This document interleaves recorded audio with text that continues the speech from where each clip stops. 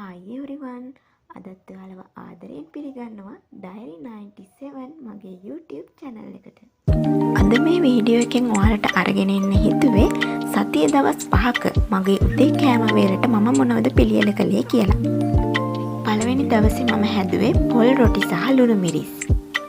මේ තියෙන්නේ යහමින් උඹලකට දාලා වංගෙඩියේ කොටලා ගත්ත ලුණු මිරිස. ඒ වගේම රොටියටත් කෑලි මිරිස්, ලුණු, කරපිංචා මේ වගේ දේවල් දාලා තමයි හදාගත්තේ. රොටිය නිකම්ම කනවට වඩා එහෙම කනකොට ගොඩාක් රසයි. ඒකෙන් රොටිය රසවත් වෙනවා වගේම ලස්සන පෙනුමක් ලබා ගන්නත් පුළුවන්.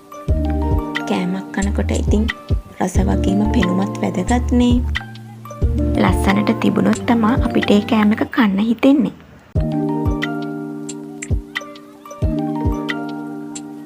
මේ දෙවැනි දවස. එදා මං හැදුවේ කිරිබත් සහ සීනි සම්බෝල. සාමාන්‍යයෙන් අපි හදන කිරිබතටම කහ චුට්ටක් දාලා තමයි ඉතින් මේ කහ පාට කරගත්තේ. හැමදාම එකම විදියට කන්නත් බෑනේ ඉතින්. මම කිරිබත් කන්න කැමති ඉතින් මෙහෙම තමයි. අපේ අම්මත් ගොඩක් වෙලාවට මෙහෙම තමයි අපිට හදලා දෙන්නේ. කිරිබත් කියන්නේ ඉස්සර මම කන්න අකමැතිම දෙයක්.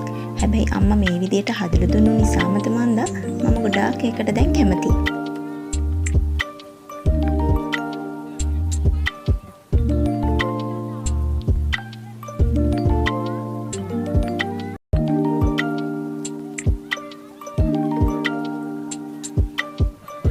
තුන්වෙනි දවසට මම හැදුවේ කැරට් දාලා හදන කඩල තෙම්පරාදුවක්.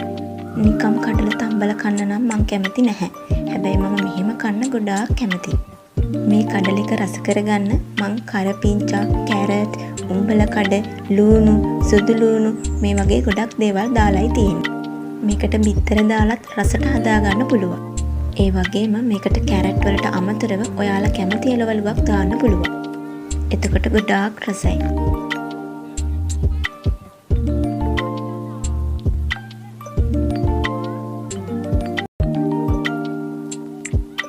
මේ 4 වෙනි දවස. එදා මම හැදුවේ නූඩල්ස් තෙම්පරාදුවක්. ඇත්තටම මම මේක හදන්න ගත්තේ කොත්තුමී එක. මේකටත් මං කරපිංචා, සුදු ලුණු, රට ලුණු, උම්බල කඩ මේ වගේ දේවල් දාලා තමයි තියෙන්නේ. මේක මේ විදියට හැදුවම ගොඩාක් රසයි. ඔයාලත් හදලා බලන්නකෝ.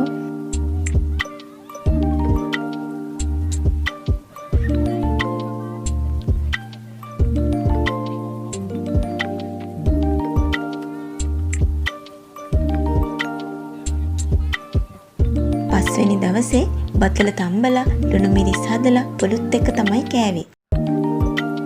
මේක නම් ඉතින් හරිම ලේසියෙන් හදාගන්න පුළුවන් කෑමක් නේ. මං කන්න කැමතිම කෑම වලින් එකක් තමයි මේ.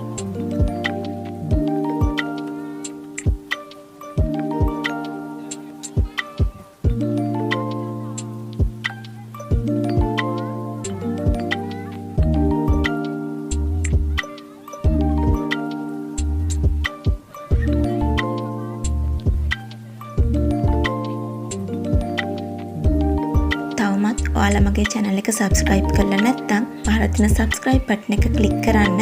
ඒ වගේම වීඩියෝ එකක් දාපු ගමන්ම notification එකක් එන්න නම් පහළ තියෙන bell icon එකත් click කරලා තියාගන්න. ඒ වගේම මේ වීඩියෝ එක පිළිබඳව ඔයාලගේ idea එක පහලින් comment කරගෙන යන්න අමතක කරන්න එපා.